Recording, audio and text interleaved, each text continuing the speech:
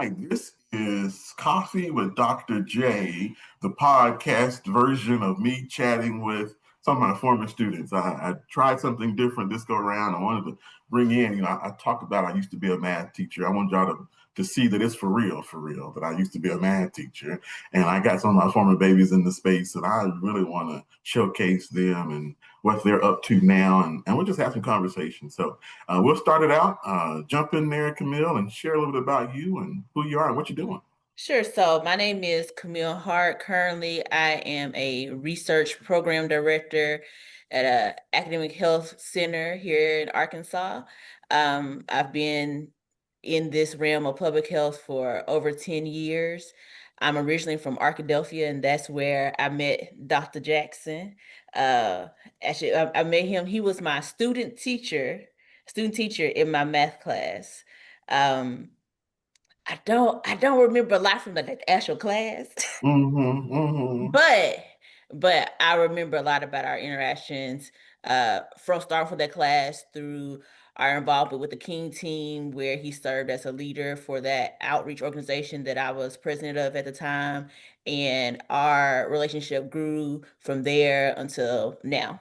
Until now. Exactly. And that's another interesting little connecting point to go into Jessica. Jessica was on the King team that I served as youth leader on in Hot Springs. Oh, It was 2000, sorry if there's an echo in here. 2006, 7, and 8, somewhere in there. And so yeah, that's part of my life. I think you and I have had about 2, 3 different parts of our lives in those few years in high school. Working with the team, the King team, being I think one year I finally became the president of that thing. I don't know what I was doing, but we was working in the community. I can tell you that much. Our parents made sure we stayed involved in things. And then also Mr. Jackson was also my math teacher in high school. And I always make it a point for people to understand he was my only black male teacher in school, period, not just high school. Like, I'm pretty sure you were about the only black male teacher I had, and the only other black male teacher I had was in college. Wow. So it's something to be able to say that you had such an impact on me in high school. And here we are, obviously, years later, and still chatting it up with Dr. J. Love it. I love it. I love it. So did you tell us what you're up to these days, Jessica? Oh, I didn't. I'm sorry. We jumped into King Team. So yeah, now I work as an executive producer with KRK and Fox 16 in Little Rock. I've been here now since 2018. But I've been in the news business really since jumping right out of Arkansas State in 2012. So I got to work in Columbus, Georgia, which is right on the border with Alabama. So it was fun being in that newsroom with Georgia football fans and Alabama fans, and I'm the one lone Arkansas person that is not an Arkansas Hog fan at all. And then going from there, and then worked in New Orleans for a few years. So I know what you mean when you say you were enjoying New Orleans and Essence Fest. That was a great place to live and work. Breaking news is news in New Orleans because it's just normal. And then coming back home and being here in Little Rock it's just been great. So that's kind of what I've been up to. We're busy all the time. I'm busy all the time. I'm leading a group of, I don't know. Altogether, I think I have about 10 producers that are under me. But then we have a full group of about, I think when we're fully staffed, there's about 50 to 60 of us at any given time in and out of here working from 12 a.m. to 12 a.m. So it's a great place to work. It's really busy, but I love it. I love it. Thank you for sharing that. We'll round out with our lone gentleman, Yes, Mr. sir. Eric Lennox.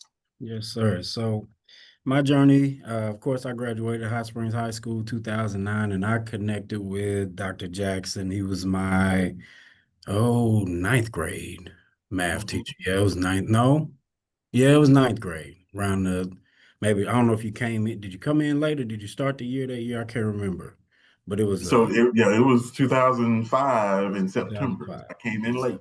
Mhm. Came in late. It was 2005 in September, and my mom worked at the school too, and she was like, "You're going to his class." I said, "Okay, really didn't know what to expect, you know, but just being in there, me and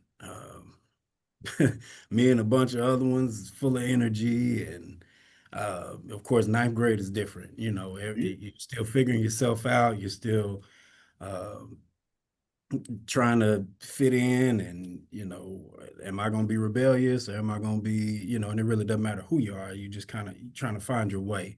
But just being in that class where there was somebody who cared about you and somebody who wasn't going to play with you at the same time.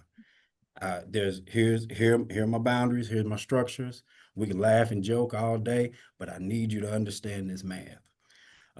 No, I'm not going to let you slide. No, there's a system of accountability there, and that ties into what I do now. You know, being an assistant principal here in the Hot Springs School District at Langston. Now, my journey is a little different. I started as an exercise science major, graduated from Bacone College in Muskogee, Oklahoma. Played football there and got my degree there, and I did an internship with the University of Tulsa, just in the weight room. So it's always been fitness with me, and weightlifting and the science of weightlifting and all that good stuff. So I wanted to be a strength coach originally. I remember us having a conversation about, you know, talking about the future and kind of what you want to do with your life. And I said, I want to do this. I want to be a strength coach. I'll never be a teacher. I'll never do this. And here we are now. Did that for a while. I strength coach for a while. Came back home in 2014, started as a trainer, started personal training. But the sad thing about the Hot Springs market is it's kind of dry, you know, business wise. And my mom said, well, you're going to have to do something because you can't stay with me forever, and you're going to have to find something. Have you taken your praxis yet? Have you taken your praxis? I was like, why do you want me to take this praxis and be this teacher? And you know, but the reality was she knew. She knew what I was supposed to be doing. Um, and it all kind of worked out. Once you jump, you go, and you know, here we are. So like I said, it's an honor to be a part of this deal, part of this work that we do, and I'm excited. So Awesome. Well, thank you. Thank all three of you. I appreciate you for taking the risk and taking the time out to hang out with me. And I'll say that I can go on and on about each of these in a very personal way. So I won't waste our time or take our time up doing that. But I do want to know, I want everybody to know I'm very proud of each of these. And there are so many. And that's the beautiful thing about being in education. I got a lot of students, former students, who are doing some great things. We got doctors, we got lawyers, we got teachers, we got administrators. And these are just in the small classes that I was teaching, and then going into being a principal. And I'm always interested and Eric kind of hit on it. I'm always interested in what your take was of me as a teacher. Now, Camille, a little different because you got me as this novice trying to figure it out, new teacher. I'm 21 and y'all in there 17, 18 years old, and we're almost the same age, but still, I would love to hear kind of what was your take on Mr. Jackson back then as an educator? I'd love to hear your thoughts on that. I guess I could start, like you said, it was different for me.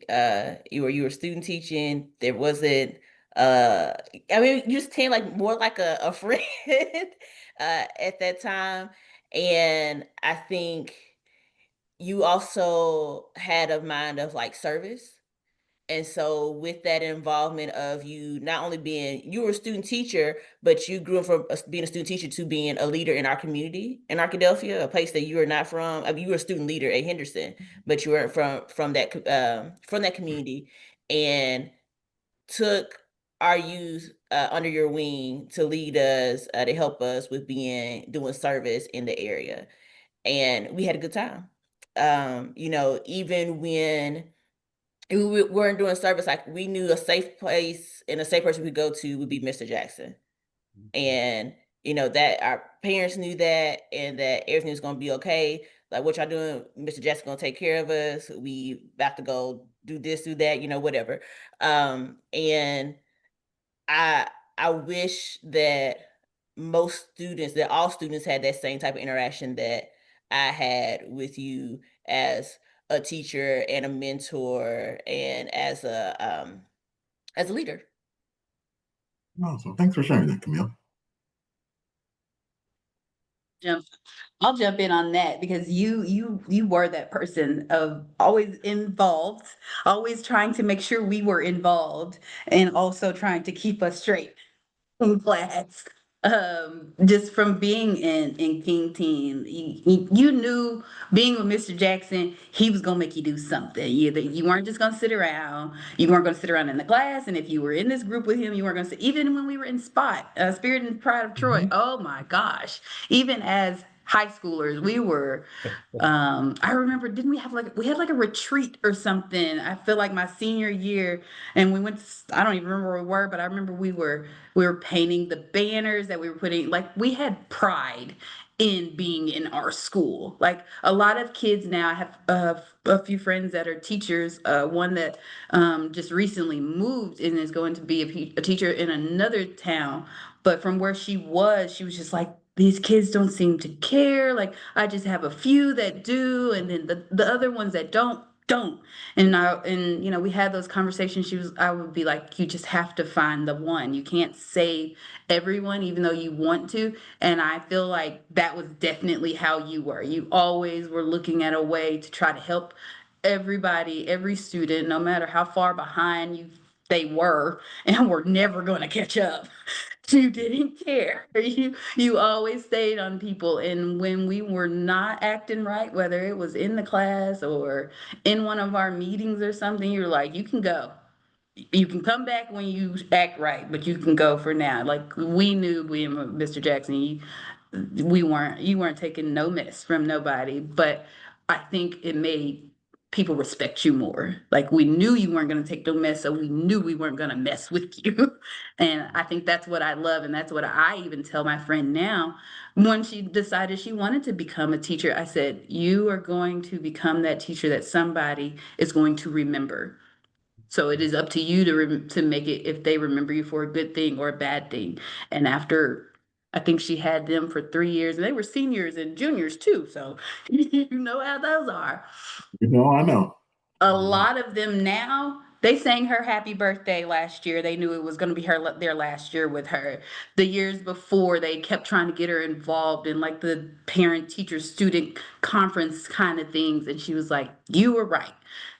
There is a small group of kids that she's following along their journey. They come back from college and they tell her what's happening, and they tell her, if it hadn't been for you, I wouldn't have finished." So I took that from you and gave it to someone else. And I'm sure that's probably the story that a lot of people that have had you can carry that on, because we learned from y'all, and we are now the adults.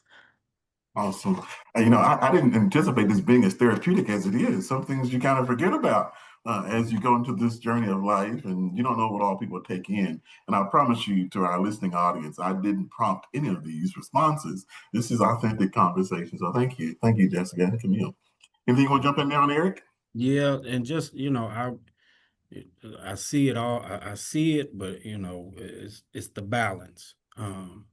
The balance of, yes, you can come to me, yes, you can talk to me, and the balance of, I'm still gonna hold you accountable.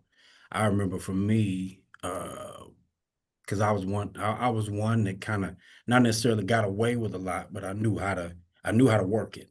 Mm-hmm. So Mm-hmm. if we got 1 through 10, and number 9 and 10 are the word problems, well, if I get 8, well, I can get 8 now. I can do the work and show my work on 8, but I'm gonna skip these word problems.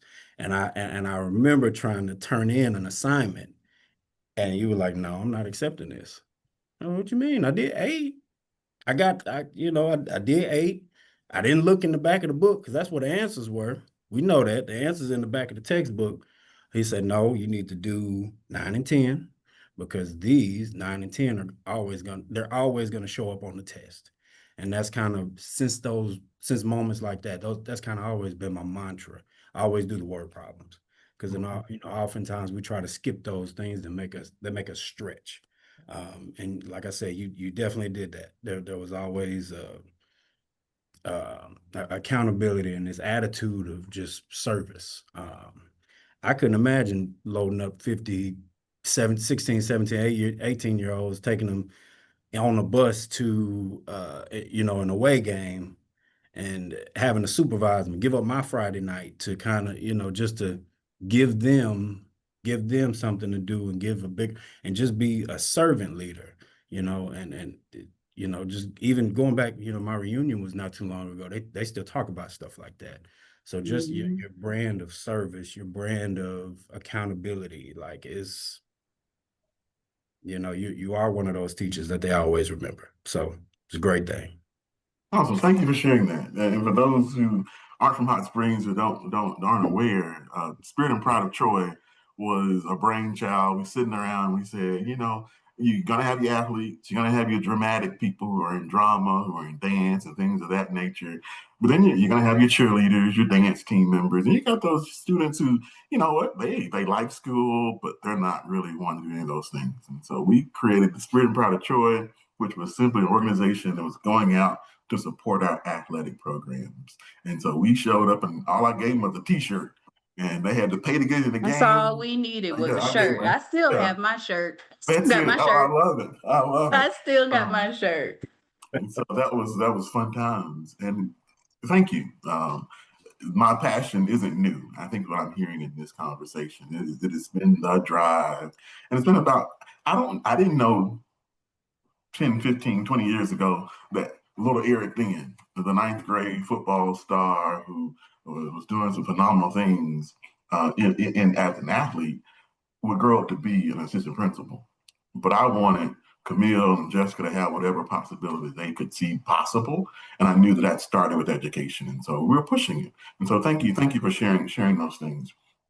Would love to hear what are some life lessons, if not from Mr. Jackson or Dr. Jackson, but from just in education in general and teachers, and what you would love to just share to teachers and remind them of their why and the impact that so many people have had on your lives over your 13 years of schooling and even beyond. You're going to college. So, what are some of those values or career goals that, because of life learning, um, I think it's kind of like you said, it's you have to remember your why. I have to think about that all the time because I mean, I work in the news. It's hard. People don't like us. People don't like what we say, don't say. It's really hard. And it's just like when, if you're in any other form of leadership or public servant, everybody's not going to like what you say, what you do, even if it's right or wrong. You have to remember your why. Why are you doing this? I got into news because I wanted to inform my community about what was happening, about the stories that were happening in our community that I didn't feel like the news was covering. So now here I am in a position and I'm back home. I know things that happen down in Hot Springs. I know things that happen over in Little Rock or wherever. And I'm like, ooh, I like that little story. And a lot of it comes from things that I see on my Facebook and on my other social medias. Someone from Hot Springs, their child died in a fire, and I knew that was hurtful. And then I saw that she started a closet in his name, and it was helping other students. And when I saw that happened, I took that to my team here, and I was like, "Hey, there's this really great thing that's happening down in Hot Springs out of this really bad situation."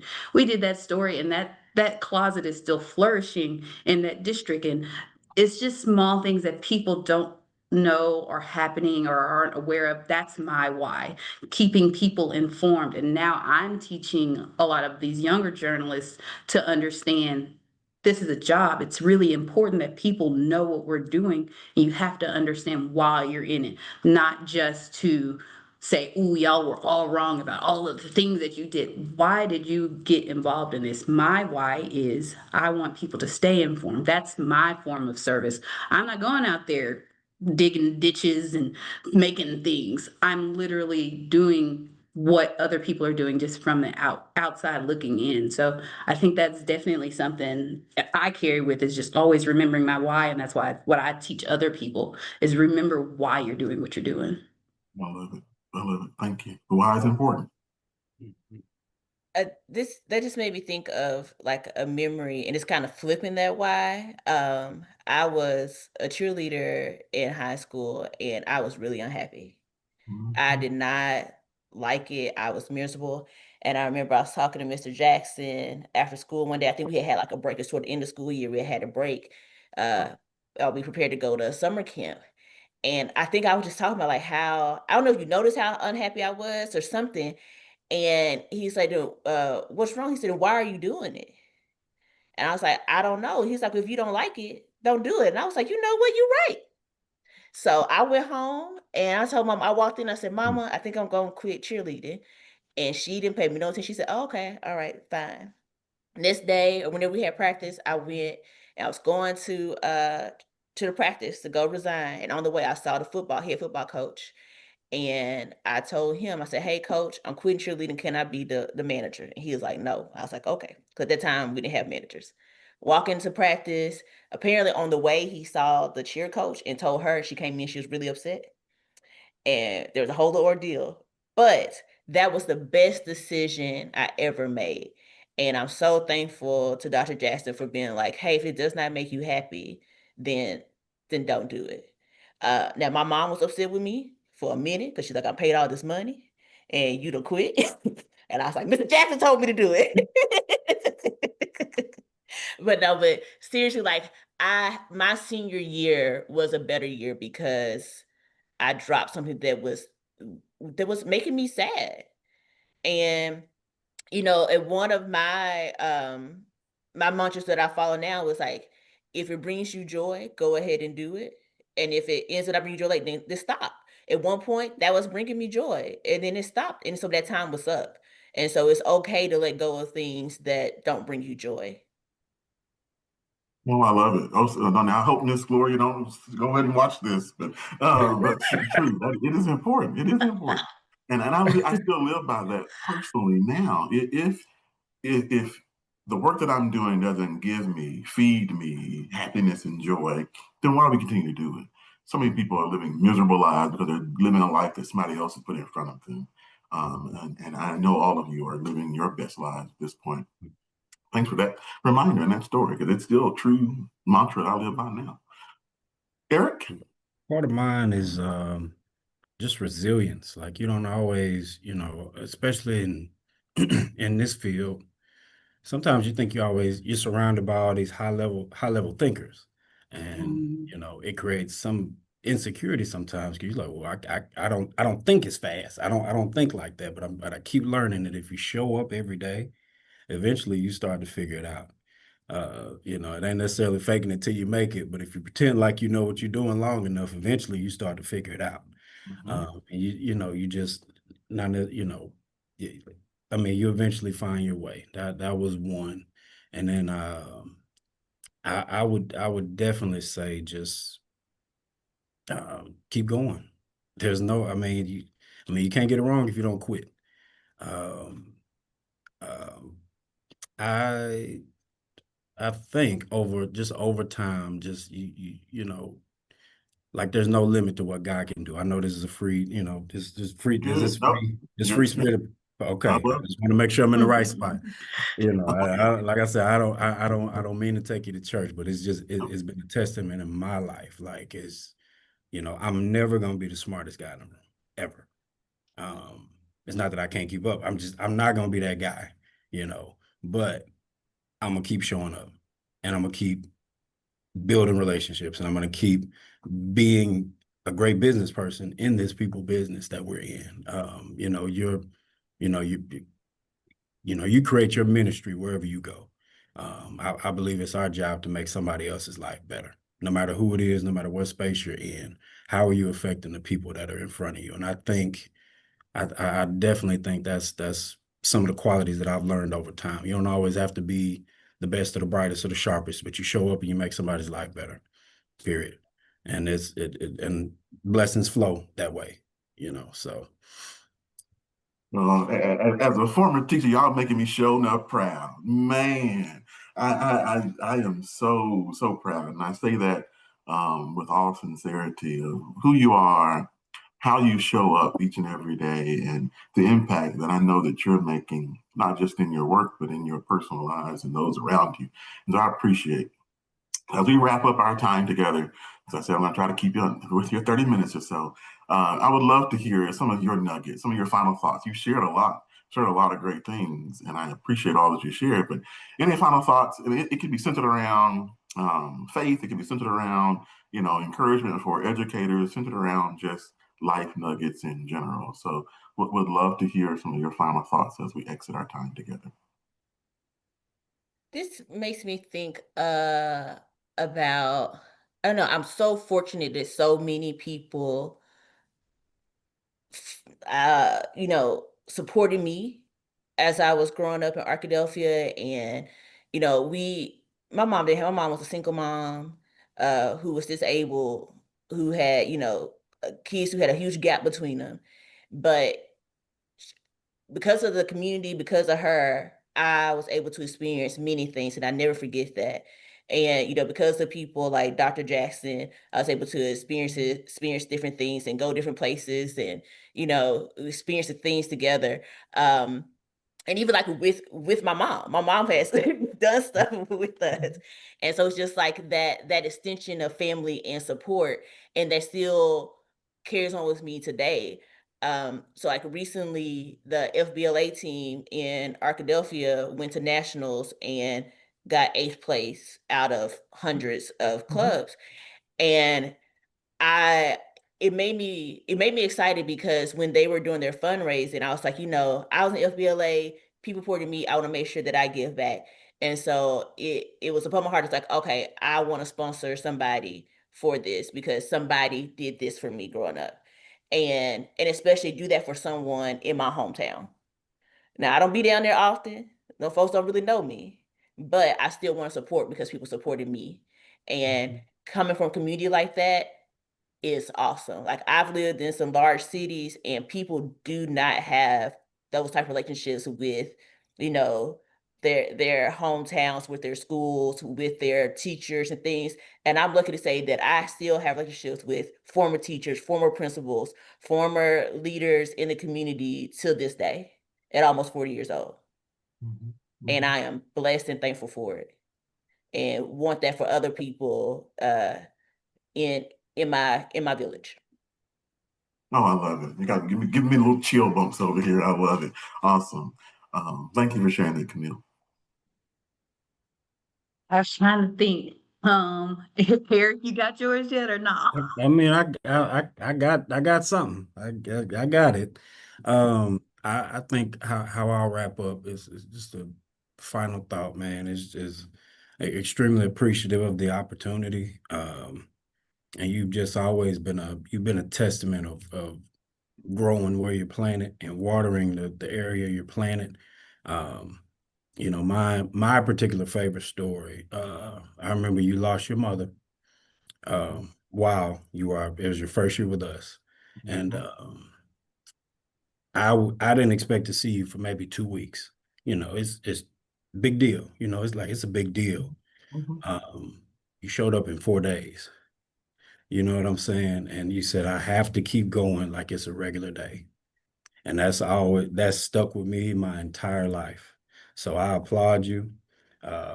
You deserve everything that's coming to you. So you definitely made a difference in my life and the lives of so many others. So definitely appreciate it.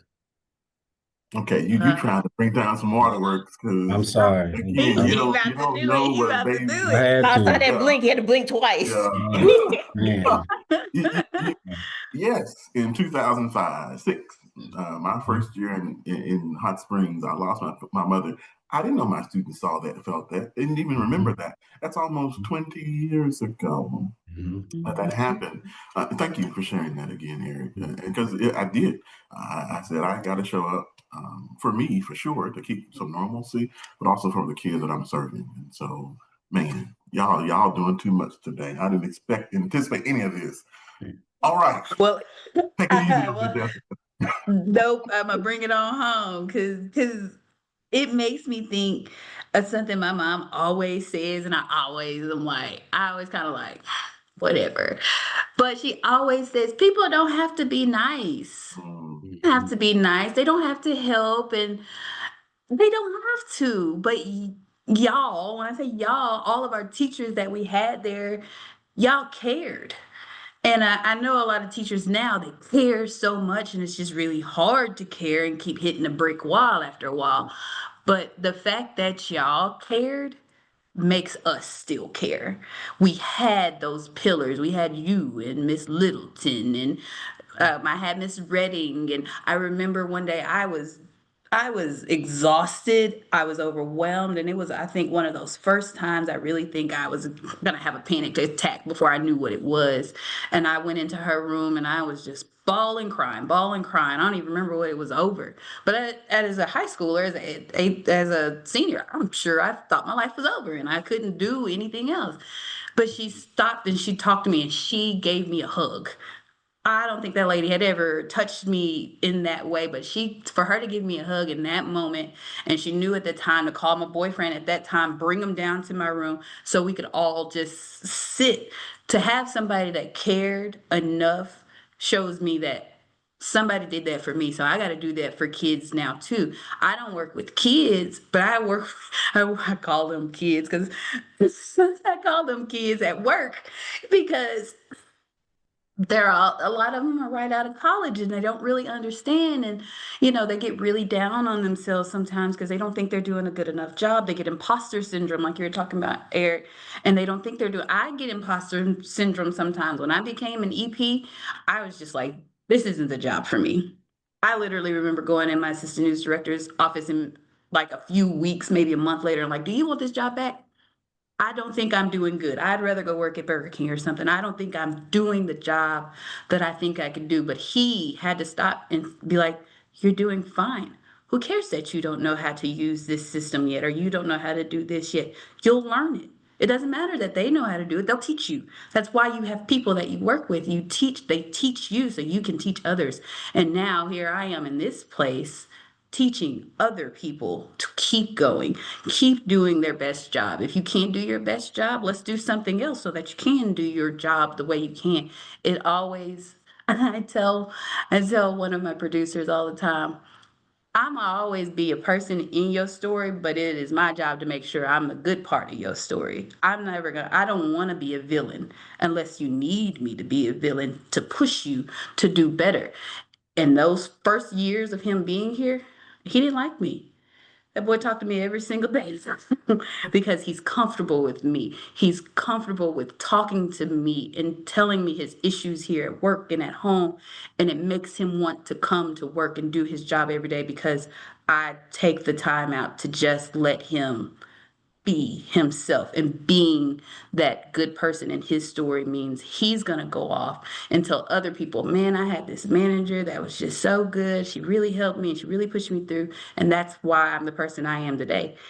And that's how we go back to y'all made us the people that we are today. Y'all made us these doctors, these teachers, these lawyers, and everything. Y'all all had a part in that. And now it's just up to us to keep doing that because y'all had somebody like that 40 years ago too, that y'all can rely back on and say that person was that great.